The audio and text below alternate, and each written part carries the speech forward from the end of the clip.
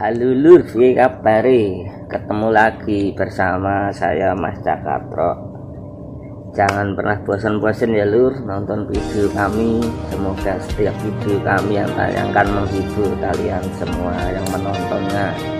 Terima kasih yang sudah mendukung channel kami, yang sudah subscribe, like, dan komen. Terima kasih banyak. Semoga kalian semua sehat-sehat selalu dan bahagia serta sukses selalu pokoknya.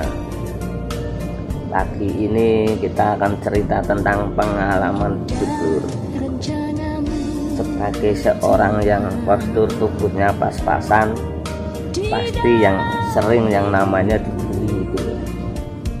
Saya SD itu sering dibully lur, sering dikata-katain cebol, itu sudah biasa.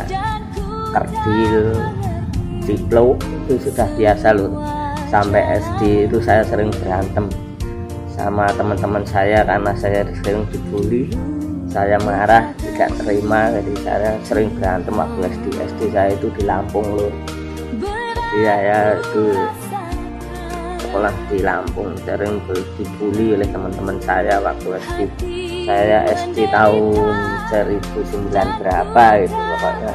Waktu itu anak-anak SD itu udah besar-besar loh, enggak kayak sekarang kecil-kecil. Udah SD, kalau dulu udah besar-besar, udah hampir kayak bapak-bapak itu udah masih SD.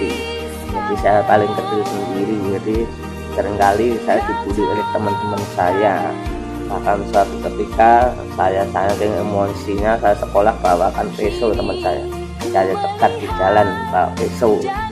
Istilahnya senggol sitik tatok gitu. Istilahnya seperti itu dulu. Itu kelakuan saya waktu itu dulu, karena saya sering dibully, jadi saya marah, saya emosi gitu.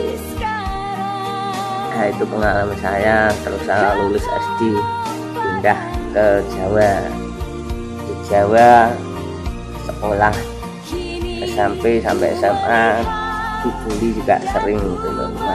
Ya judahan, ejekan, mungkin candaan orang-orang teman-teman kami sekolah itu sudah biasa bagi mereka. Mungkin mengejek saya atau bercanda dengan saya itu sudah biasa, tetapi kadang bercandaannya itu berlebihan. Jadi kadang itu tanpa terasa itu menyakiti saya. Jadi itulah tuh, apalagi kalau naik bis itu, ibu-ibu pulang dari pasar itu seringkali ngeladein saya loh. Kalau kamu masih segini, sudah SMP, SMA, nanti lulus mau jadi apa, dikatain seperti itu loh. Jadi kalau tahun 2000, tahun 99, tahun 2000 itu anak SMA udah masih besar-besar loh. Enggak sekarang SMP, SMA itu kan kecil-kecil sudah biasa.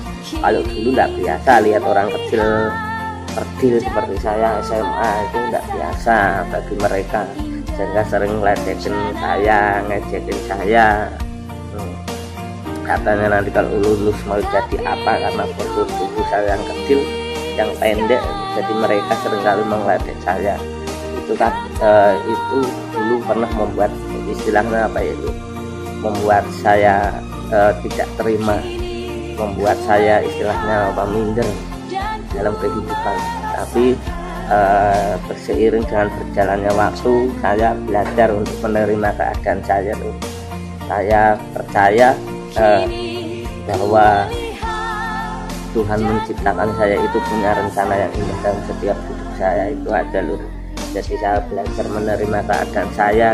Saya boleh melihat orang-orang yang mungkin di bawah saya, mungkin postur tubuhnya ada yang lebih pendek lagi, mereka bisa bangkit lagi dan bisa berusaha sukses. Seperti misalnya banyak contoh-contohnya kayak Bang Tok, terus Bang Tami, itu kan dia lebih pendek lagi daripada saya.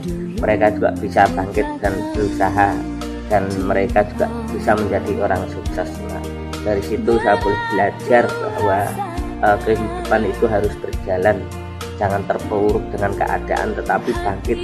Karena biarpun kita dibully, mungkin diajak orang itu, jadikan semangat kita untuk menatap masa depan. Jadikan kita untuk semangat menjalani hidup ini. Anggap aja dia menyemangati kita itu loh. Jadi jangan pernah minder. Yang mungkin postur tubuhnya pas-pasan seperti saya, tetap semangat, jangan menyesali keadaan, tetap bersyukur.